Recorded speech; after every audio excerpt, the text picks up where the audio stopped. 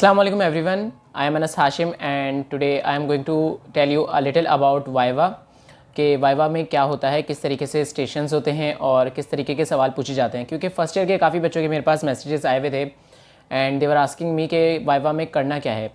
तो क्योंकि अभी आपने थ्योरी के एग्ज़ाम्स दे दिए हैं और अब आपके वाइवा के एग्ज़ाम्स होंगे फॉर सेमेस्टर 1 एंड देन इसके बाद सेमेस्टर 2 के थ्योरी के एग्ज़ाम्स होंगे और उसके बाद आप थ्योरी के वाइवा सेकेंड अपना सेमेस्टर के वाइवा देंगे। तो किस तरीके से वाइवा में तैयारी किस तरीके से करनी है, किस तरीके का सिचुएशन होगी, एटमॉस्फेयर क्या होगा, उसके ऊपर मैं बात करने वाला हूँ और ये शॉर्ट वीडियो होगी तो एंड तक देखें। सबसे पहले तो आपके पास इस साल जो है वो 4 डेज़ में डिवाइड किया गया है वाइवा को, वरना यूजुअली 2 डेज़ में डिवाइड होता है, जिसमें पहले दिन में आधा ग्रुप यानी कि आधा बैच और दूसरे दिन में बाकी का दूसरा बैच कवर होता है। सो क्योंकि आपको पता है कोरोना है और SOPs को भी फॉलो करना होगा, तो इन्होंने क्या किया है, इन्होंने एक दिन में 2 शिफ्ट्स रखी होंगी, शिफ्ट 1 शिफ्ट 2, जिसमें एक शिफ्ट के अंदर बहुत कम बच्चे होंगे और दूसरी शिफ्ट में भी कम बच्चे होंगे। यूजुअली एक शिफ्ट के अंदर तकरीबन 20 से 22 या 25 बच्चे मौजूद होते थे एक रूम के अंदर, लेकिन क्योंकि यहाँ पर बच्चे कम हैं तो हो सकता है इस साल सिर्फ 15 या 16 बच्चे एक शिफ्ट में मौजूद हों एक कमरे में। इसी तरीके से बहुत सारे रूम्स डिवाइड होते हैं और हर रूम में प्रोफेसर्स या टीचर्स बैठे हुए होते हैं और वो आपका वाइवा लेते हैं। एटमॉस्फेयर कैसा होता है? एटमॉस्फेयर ऐसा होता है कि आपके पास लेट्स सपोज 16 अगर स्टूडेंट्स हैं जो कि वाइवा देने जा रहे हैं एक रूम में, तो 16 जो स्टूडेंट्स हैं वो उनके सामने मौजूद होंगी 16 सीट्स जो कि एक सर्कल में बैठ होंगी, ठीक है। और उन 16 में से 8 सीट्स पर जो हैं वो प्रोफेसर्स होंगे और 8 बाकी की जो 8 सीट्स हैं वो खाली होंगी। और वो इस तरीके से होंगी कि एक पे प्रोफेसर है और उसकी नेक्स्ट वाली खाली है, उसके नेक्स्ट वाले में प्रोफेसर है, उसकी नेक्स्ट वाली खाली है। तो 16 बच्चे जो हैं वो एक एक सीट्स पे बैठ जाएंगे और हर स्टेशन जो है वो 5 मिनट्स बाद चेंज होगा, यानी 5 मिनट बाद एक बेल रिंग होगी जिसमें आपको नेक्स्ट स्टेशन पे जो है वो शिफ्ट होना होगा।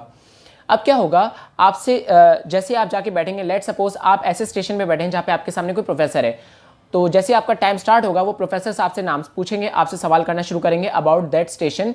लेट सपोज कि वो स्टेशन है फाउंडेशन का और उसमें आपसे पूछी जा रही है एनाटमी। तो एनाटमी में कोई भी चीज़ आ सकती है, एम्ब्रियो भी, हिस्टो भी, या फिर आपके पास ग्रोस एनाटमी भी। तो आप तीनों के जवाब देंगे ज़ाहिर है।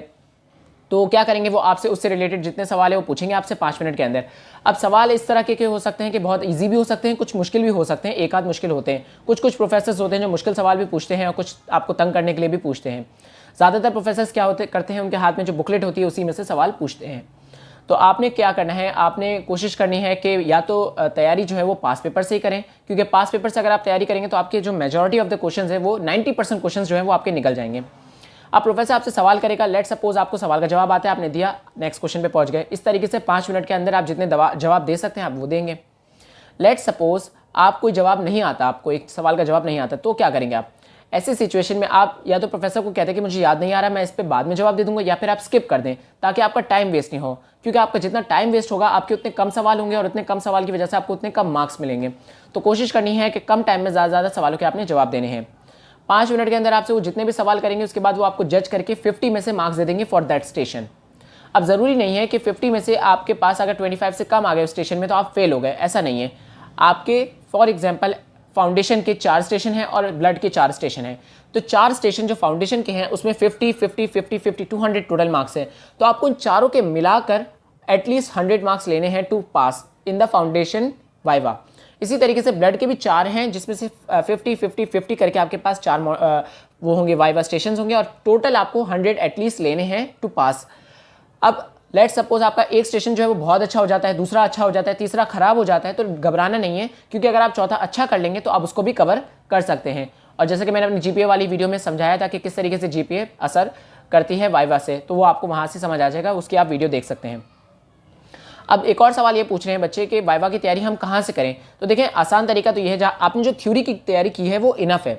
अब जो आपने थ्योरी में पढ़ लिया है वो तैयारी जो है, अब आप उसकी तैयारी मजीद रिवीजन करके करें। किस तरीके से? आप पास पेपर्स मांगे सीनियर से, आपको अभी तक लिंक मिल गए होंगे सीनियर्स की तरफ से, उन लिंक्स में जाएं, वहाँ से जितने भी पास पेपर यानी कि पहले सालों में किस तरीके के सवाल पूछे गए हैं आप उनको निकालें और उनके जितने भी जवाब हैं वो गूगल से ढूंढ लें, बुक से ढूंढ लें और उनको लिखना शुरू कर दें, अपने पास नोट्स बना लें और उनको अच्छे से याद कर लें, क्योंकि वाइवा के टाइम पर आप जवाब भूल जाते हैं ज़्यादातर। तो कोशिश करें जो जवाब आप याद कर रहे हैं एटलीस्ट वो 100% याद हो और अगर वो पूछा जाए तो आप उसको उसका जवाब दे सकें, ठीक है। एक और कंसर्न जो बच्चे पूछ रहे हैं वो है अबाउट ऑस्पी के सवाल किस तरीके से आएंगे।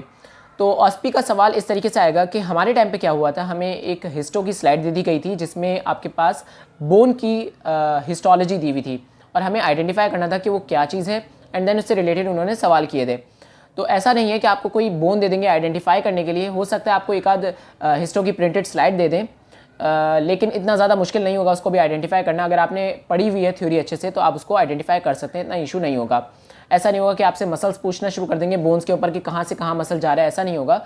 लेकिन हाँ, वाइवा में ये ज़रूर पूछते हैं कि कौन से मसल का क्या फंक्शन है, और सबसे ज़्यादा तो ये पूछते हैं जैसे कि आपके पास फीमोरल ट्रायंगल में से क्या गुजर रहा है, रिलेशनशिप ज़्यादा पूछते हैं आपसे मसल्स की एंड नर्व्स की। तो उस चीज़ की तैयारी आपको ज़्यादा अच्छे से करनी होगी बनिस्बत इस चीज़ की घबराने की कि आपसे बोन के आइडेंटिफिकेशन करवाना शुरू कर देंगे। तो पास पेपर की अच्छे से तैयारी करनी है एंड आपने रिलेशनशिप्स अच्छे से याद रखने हैं फॉर मसल्स एंड नर्व्स। तो इसके अलावा और कोई अगर आपके पास कोई सवाल हो तो आप मुझसे ज़रूर पूछें। मुझे जितनी गाइडेंस इसके बारे में समझ आई मैंने आपको दे दी, एंड आई होप कि आपका पेपर अच्छा हो जाए। Best of luck. अस्सलाम वालेकुम।